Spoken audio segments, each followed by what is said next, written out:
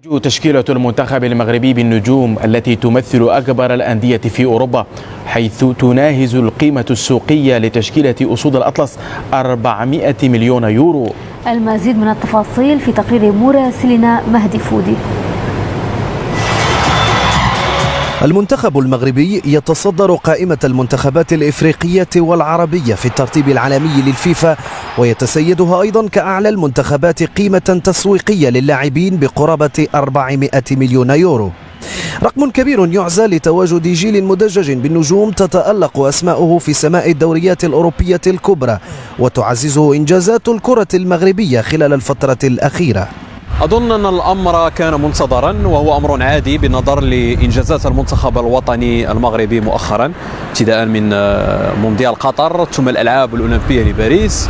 المعطى الجديد ربما هو أن المنتخب الوطني المغربي مر من الاعتماد على لاعبين مكونين بأوروبا من الصف الثاني إلى لاعبين من الصف الأول، والدليل على ذلك هو عدد اللاعبين يعني المنافسين على مستوى دوري أبطال أوروبا، على مستوى اليوروبا ليج، على مستوى الكونفرنس ليج.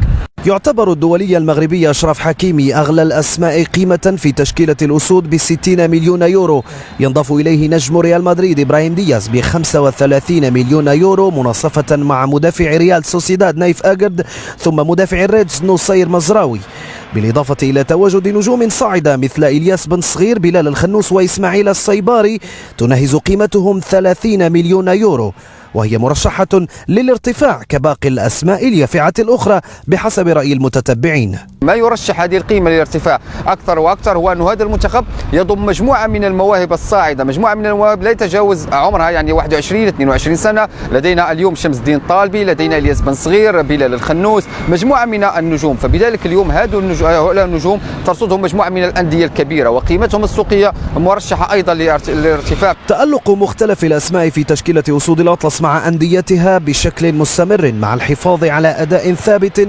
وتزكية ذلك بالتتويج بالألقاب مع الأندية والمنتخب، كلها أسباب من شأنها أن تساهم أكثر في الرفع من القيمة التسويقية لنجوم تسعى قدر الإمكان للصعود إلى القمة خلال مسيرتها الاحترافية. مهدي فودي، بين سبورتس، الرباط.